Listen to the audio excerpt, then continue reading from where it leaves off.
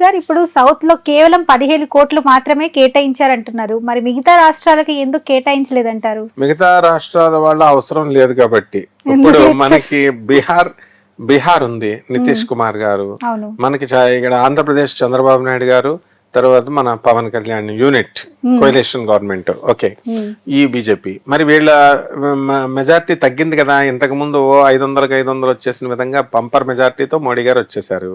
ఇప్పుడు కాస్త రాహుల్ గాంధీ పుంజుకున్నాడు కాబట్టి వీళ్ళిద్దరి యొక్క సపోర్ట్ లేకపోతే కనుక గవర్నమెంట్ ఫామ్ చేయడం కష్టం. మళ్ళీ మిగతా వాళ్ళని ఎవరినో తీసుకోవాలి, గోలంతా ఎందుకు.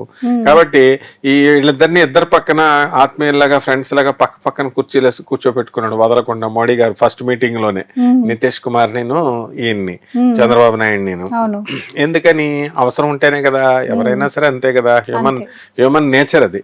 కాబట్టి ఇప్పుడు మన అవసరం ఉంది కాబట్టి వాళ్ళకి ఏం చేశారు, ఆంధ్రప్రదేశ్ కి 15,000 కోట్లు ఇచ్చారు. దేనికోసం ఇచ్చారు 15,000 కోట్లు? చక్కగా ఈ యొక్క డెవలప్మెంట్, పోలవరం ప్రాజెక్ట్ కట్టుకోండి, ఆ తర్వాత ఈ యొక్క రాజధాని పెట్టుకోండి, తర్వాత వేకర్ సెక్షన్స్ రాయలసీమలో, ఉత్తర ఆంధ్రాలో, తర్వాత ఇంకా మనకి అనేకమైనటువంటి ప్రాంతాల్లో వేకర్ సెక్షన్స్ ఆంధ్రాలో ఉన్నటువంటి చేసుకోమని ఇచ్చారు. బాగుంది. కాబట్టి ఈ అవసరాన్ని బట్టే ఇచ్చారు. అలాగే నితీష్ కుమార్ కి మనకంటే ఎక్కువ ఇచ్చారు బీహార్ కి. మరి 26,000 కోట్ల దాకా ఇచ్చారు. మనకి 15,000 అంటే కంపారిటివ్ గా చాలా ఎక్కువ ఇచ్చారు. ఇవన్నీ కూడా పీనట్స్ తో సమానం మనకి. అంటే ఈ డబ్బు అసలు సరిపోదు. పోలవరం ప్రాజెక్ట్ 1,00,000 కోట్లు ఉన్నా సరిపోదు అనమాట. ఏదో ఉడతా భక్తిగా ఆయన ఇచ్చారు, మన వాళ్ళు తెచ్చారు. కాబట్టి ఈ దీంతో మరి పాపం జీతాలు ఇవ్వడమే సరిపోదు చంద్రబాబు నాయుడు గారికి, గవర్నమెంట్ జీతాలు ఇవన్నీ కూడా.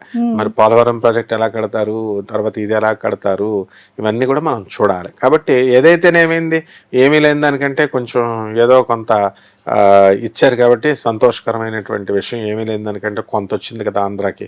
మొత్తం ఆర్థిక వ్యవస్థ అంతా కూడా ఆంధ్రప్రదేశ్ తొనకలు అయిపోయింది కదా. అంటే కేవలం జగన్ గారు చేశారని కాదు, మొత్తం ఓవరాల్ గా పాపం దురదృష్టం ఆంధ్రప్రదేశ్ కి అలాగొచ్చింది. అప్పుడు అప్పుల్లోనే ఉన్నాం, ఇప్పుడు అప్పుల్లోనే ఉన్నాం, డివైడ్ అయినప్పటి నుంచి కూడా. కాబట్టి మోడీ గారు ఇచ్చింది ఊరటగా మనం తీసుకోవచ్చు అనమాట. కాబట్టి నో ప్రాబ్లం, బ్రహ్మాండంగా ఇచ్చారు. మిగతా రాష్ట్రాలకి ఇవ్వలేదంటే ఇప్పుడు తెలంగాణ రాష్ట్రం ఉంది, దాంతో అవసరం లేదు ఆయనకి.